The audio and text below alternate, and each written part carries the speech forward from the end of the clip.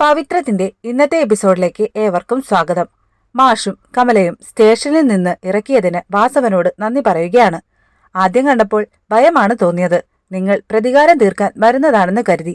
പക്ഷേ അങ്ങനെ തോന്നിയതിന് ക്ഷമ ചോദിക്കുന്നു. മാഷു പറഞ്ഞു, എന്നിൽ നിന്ന് മുൻപുള്ള അനുഭവങ്ങൾ അങ്ങനെ ആയിരുന്നല്ലോ. വരുണിന്റെ മരണത്തിൽ വിക്രമിന് ഒരു പങ്കുമില്ലെന്ന് ഉറപ്പിച്ചു പറഞ്ഞത് ഇപ്പോ എനിക്ക് ഏറ്റവും വിശ്വാസമുള്ള ഒരാളാ. ഇനി നിങ്ങൾ എന്നെ കബളിപ്പിക്കുകയായിരുന്നു എന്ന് ഞാൻ അറിഞ്ഞാൽ എനിക്ക് എന്റെ തീരുമാനം മാറ്റേണ്ടി വരും, വാസവൻ പറഞ്ഞു. അവൻ അത് ചെയ്യില്ല. നിങ്ങളുടെ മകന് നല്ലൊരു ജീവിതം ഉണ്ടാകണമെന്നേ അവസാനം വരെ അവൻ ആഗ്രഹിച്ചിട്ടുള്ളൂ, മാഷും കമലയും പറഞ്ഞു. ചെയ്യാത്ത കുറ്റത്തിന്റെ ഉത്തരവാദിത്വവും പേറി വിക്രം അധികകാലം ഇങ്ങനെ മാറി നിൽക്കില്ല എന്ന് വിചാരിക്കാം, വാസവൻ പറഞ്ഞു. അങ്ങനെ വാസവനോട് നന്ദി പറഞ്ഞ് മാഷും കമലയും അവിടെ നിന്ന് പോവുകയാണ്. സാധനങ്ങൾ വാങ്ങാൻ കടയിൽ വന്നിരിക്കുകയാണ് വിക്രം. അവിടെ വന്ന ഒരു ഓട്ടോക്കാരൻ വിക്രമിനെ എവിടെയോ വെച്ച് കണ്ടിട്ടുണ്ടെന്ന് പറയുന്നു. സോഷ്യൽ മീഡിയയിലാണോ എന്നൊരു സംശയം അയാൾ പറയുകയാണ്. എല്ലാവരും അതൊരു തമാശയായി കരുതി അയാളെ പറഞ്ഞുവിട്ടു. പക്ഷേ വിക്രം അയാളെയും അയാൾ വിക്രമിനെയും മാറി മാറി നോക്കുന്നുണ്ടായിരുന്നു.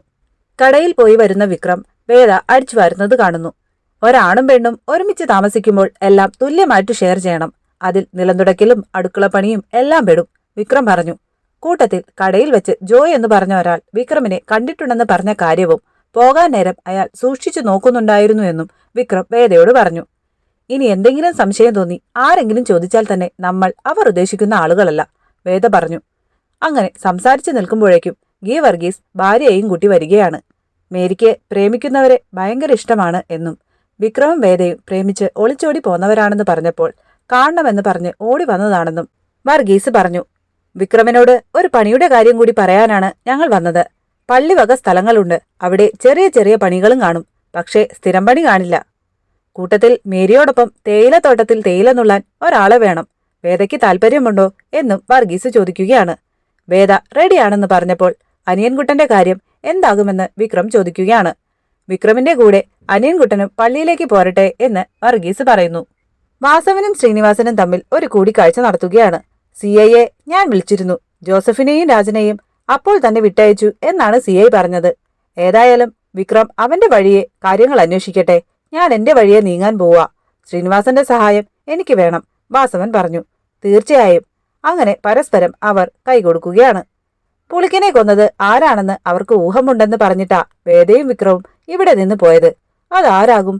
വർഷ ശ്രീകാന്തിനോടും ചന്ദ്രശേഖരനോടുമായി ചോദിക്കുകയാണ്. വരുണിന്റെ കൊലപാതകത്തിന് പിന്നിലുള്ള ഏക ദൃക്സാക്ഷിയെ ഒഴിവാക്കേണ്ട ആവശ്യം വിക്രമിനെ തന്നെയല്ലേ? ശ്രീകാന്ത് ചോദിക്കുകയാണ്. അപ്പോ അവൻ തന്നെ അതിന് ആളെ ഏർപ്പാടാക്കി എന്നാണോ? വർഷ ചോദിച്ചു. എന്തുകൊണ്ട് അങ്ങനെ ആയിക്കൂടാ? ചന്ദ്രശേഖരൻ ചോദിക്കുകയാണ്. വർഷ പോയി കഴിഞ്ഞ് ചന്ദ്രശേഖരൻ പറഞ്ഞു, നമുക്ക് അവളുടെ മുന്നിൽ വെച്ച് ഇത്തരം സംസാരങ്ങൾ നിർത്താം. പുളിക്കൻ കൂടി മരിച്ച സ്ഥിതിക്ക് വരുൺ കേസിൽ വിക്രമിനെ പുഷ്പം പോലെ ഇറക്കിക്കൊണ്ടുവരാൻ കഴിയുമെന്ന് വേദയ്ക്കറിയാം. അപ്പോൾ അവർ ആരും അറിയാതെ മാറി നിൽക്കുന്നതിന്റെ കാരണം മറ്റൊന്നാണ്, മരണഭയം. വിക്രം കൊല്ലപ്പെടും എന്ന പേടിയിലാണ് അവർ മാറി നിൽക്കുന്നത്. ആ പേടി ശരിയാകണം, വിക്രം ഇല്ലാതായാകണം, ചന്ദ്രശേഖരൻ പറഞ്ഞു. അപ്പോ അടുത്ത എപ്പിസോഡിനായി നമുക്ക് കാത്തിരിക്കാം. അതുവരേക്കും ബൈ.